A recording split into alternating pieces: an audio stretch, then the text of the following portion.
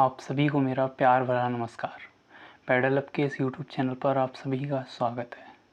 जैसा कि हम सभी जानते हैं, ये वीडियो हमारी DSSB एग्ज़ाम 2023 सीरीज़ का पार्ट है, जिसमें हम पेडागोगी एंड CDP से रिलेटेड मोस्ट इम्पॉर्टेंट क्वेश्चन की प्रैक्टिस करते हैं। इसके साथ ही अगर आप डेली कुछ ज्वाइन करना चाहते हैं तो आपको बस टेलीग्राम पर जाकर पेडागोजी नाम से इस ग्रुप को सर्च करना है, जिस पर हम रोज़ रात को 9 बजे 10 क्वेश्चनों की एक सीरीज आपके लिए कंडक्ट कराते हैं, जिसमें आपको पर क्वेश्चन के लिए 15 सेकंड दिए जाते हैं। इस क्वेश्चन को करने के बाद आप अपनी प्रैक्टिस को डेली एनालिसिस कर सकते हैं, एनालाइज कर सकते हैं कि आपकी प्रैक्टिस कैसी चल रही है, पर्टिकुलरली पेडागोगी एंड CDP से रिलेटेड। और अगर आप इस ग्रुप को ज्वाइन करना चाहते हैं तो इसकी लिंक हमने नीचे डिस्क्रिप्शन बॉक्स में भी दे रखी है, आप वहाँ पर जाकर भी इस ग्रुप के में जुड़ सकते हैं।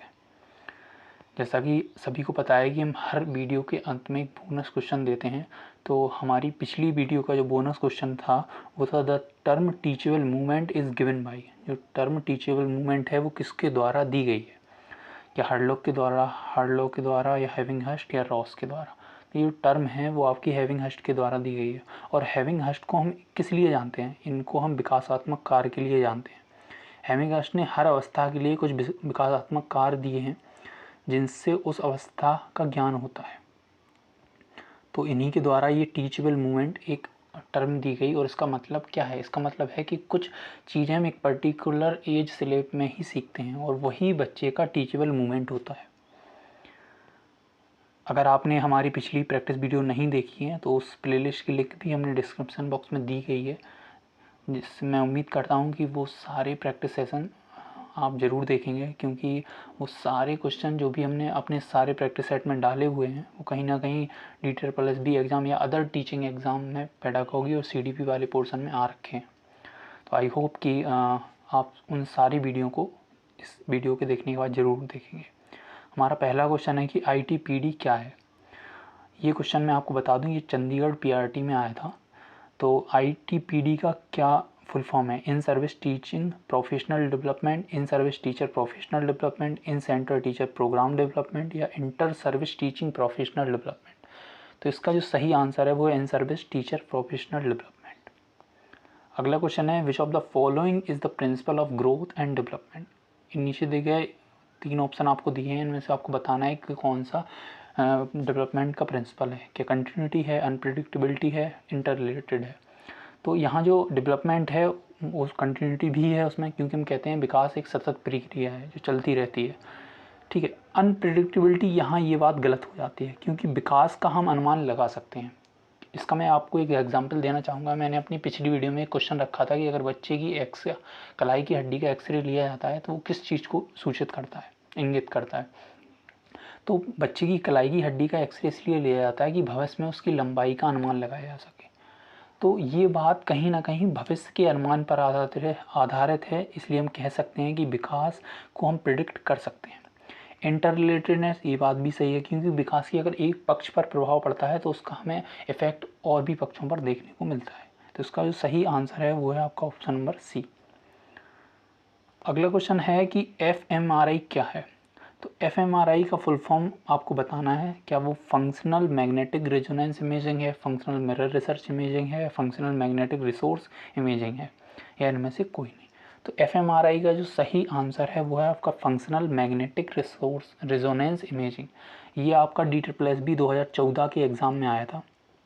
उसके बाद ये क्वेश्चन अभी तक देखने को नहीं मिला, बट आई होप सो कि ऐसे क्वेश्चन आएंगे। अब FMRI का यूज़ क्या है? ये छोटे बच्चों की जाती है, जिसमें अपने ब्रेन का ब्लड फ्लो जानने के लिए करा जाता है। ब्रेन में ब्लड का फ्लो जानने के लिए इस चीज़ को करा जाता है। अगला क्वेश्चन है कि who is the founder of psycho analysis. तो ये क्वेश्चन आई होप सभी को आता है कि साइको एनालिसिस मतलब के फादर कौन है, फाउंडर कौन है। तो सिगमंड फ्राइड इसके फाउंडर माने जाते हैं। अगला क्वेश्चन है कि NLM क्या है। नेशनल लर्निंग मिशन है, नेशनल लिटरेचर मिशन है, नेशनल लिटरेसी मिशन है, नेशनल लाइब्रेरी मिशन है। तो NLM आई होप कि सभी को पता है नेशनल लिटरेसी मिशन है, जो 1900 आई थिंक 1988 में स्टार्ट हुआ था। कौन सा सीखना स्थायी है, रटकर सीखना, समझकर सीखना, देखकर सीखना या सुनकर सीखना। तो जो सबसे इफ़ेक्टिव सीखना है वो आपका समझकर सीखना है, क्योंकि अगर एक चीज़ हम एक बार समझ लेते हैं तो वो हमेशा हमारे मेमोरी में एक जगह बना लेती है। रटकर हम बार बार चीज़ों रटते हैं, भूल जाते हैं, रटते हैं, भूल जाते हैं। इसलिए समझकर सीखना एक स्थायी है।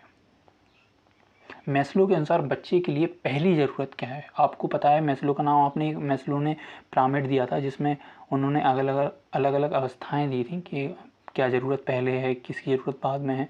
तो यहीं पूछा गया है कि मैस्लो के अनुसार बच्चे के लिए पहली ज़रूरत क्या है, मानसिक, बौद्धिक, शारीरिक या सामाजिक। तो बच्चे के लिए पहली ज़रूरत वो है शारीरिक। अगला क्वेश्चन है पियाजे के अनुसार मूर्त संज्ञानात्मक अवस्था कौन सी है? तो आप सभी को पता है कि पियाजे की जो अवस्थाएं वो 4 हैं, उनमें से जो मूर्त संज्ञानात्मक अवस्था है वो 7 से 11 वर्ष है। पियाजे ने संज्ञानात्मक विकास की 4 अवस्थाएं दी हैं। अगला स्टेटमेंट कहता है कि ये सभी विकास एक सतत प्रक्रिया है पर आधारित है। तो आपको बताना है कि दोनों स्टेटमेंट सही हैं, पहला सही है, दूसरा सही है, दोनों गलत हैं। तो यहाँ अगर मैं बताऊँ पियाजे ने संज्ञानात्मक विकास की 4 अवस्थाएं दी हैं, हमने पिछले क्वेश्चन में भी डिस्कस किया है, ये बात बिल्कुल सही है। ये सभी विकास सतत प्रक्रिया है। तो हमने अभी पढ़ा है कि विकास एक सतत प्रक्रिया है, लेकिन पियाजे के अनुसार विकास एक सतत प्रक्रिया नहीं मानी जाती है। पियाजे ने इसे असतत माना है।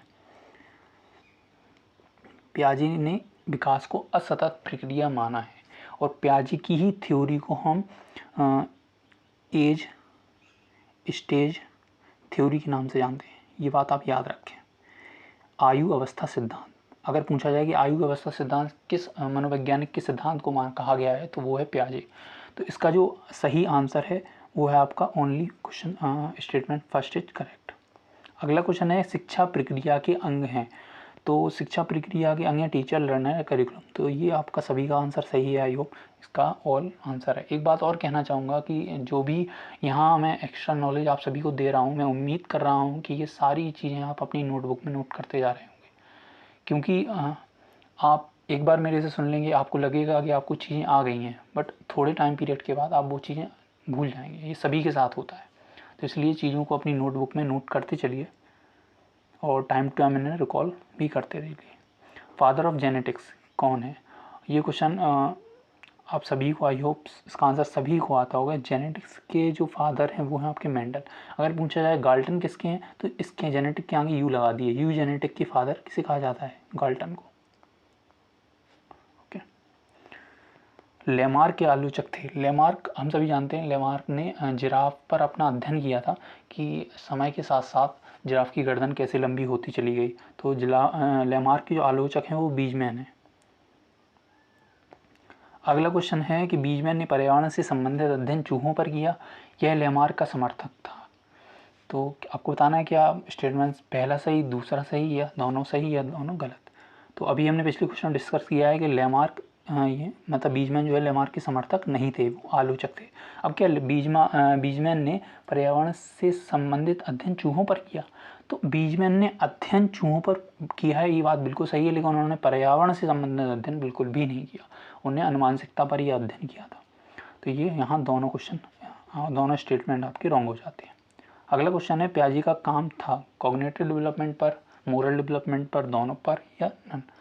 तो इसका आंसर आप सभी ने पढ़ा है पियाजे की कॉग्निटिव थ्योरी। तो इसका आंसर जो पहला ऑप्शन है वो बिल्कुल सही है। मोरल डेवलपमेंट पर भी आप पियाजे का काम था। मैंने अपनी पिछली प्रैक्टिस वीडियो में क्वेश्चन कराया था कि पियाजे ने नैतिक अवस्था में अपने कितने चरण दिए हैं, तो उसका आंसर था 2। तो पियाजे ने पहले काम मोरल डेवलपमेंट में किया, लेकिन उस काम को बीच में ही छोड़कर वो कॉग्निटिव डेवलपमेंट पर अपना काम आगे बढ़ाने लगे। इसका आंसर है दोनों। आज की वीडियो का हमारा लास्ट क्वेश्चन कहता है स्टेटमेंट 1 है capital multiply investment equal to revenue, और स्टेटमेंट 2 है seed multiply land equal to crop which is describe the development. तो ये दोनों यहाँ बातें सही हैं, ठीक है, मतलब यहाँ दोनों सही हैं, क्योंकि अब अगर हाँ थोड़ा ये कहें कि कैपिटल और सीड किस चीज़ को मेंशन करता है, कैपिटल और सीड आपका हेरिडिटी को बताता है, ओके, और वो इन्वेस्टमेंट और लैंड आपका एनवायरनमेंट वाले पार्ट को दिखाता है। उसके साथ ही आपका क्रॉप हो गया और रेवेन्यू हो गया, ये आपका डेवलपमेंट को दिखाता है। तो अब बारी है आज के हमारे बोनस क्वेश्चन की। तो हमारा बोनस क्वेश्चन है कि जन्म की 4 अवस्थाएं होती हैं, ये कथन पहले का कहना है। दूसरा कथन कहता है कि एक्सपल्सन इनमें से एक है। तो आपको बताना है कि पहला सही, दूसरा सही, दोनों सही है, दोनों गलत।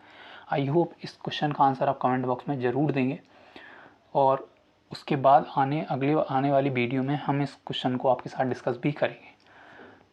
मुझे उम्मीद है कि ये वीडियो और पिछली सारी वीडियो आपको पसंद आ रही होंगी, इनसे आपकी प्रैक्टिस एक नए लेवल पर जा रही होगी। तो मिलते हैं अगली वीडियो में, तब तक के लिए टेक केयर, बाय बाय।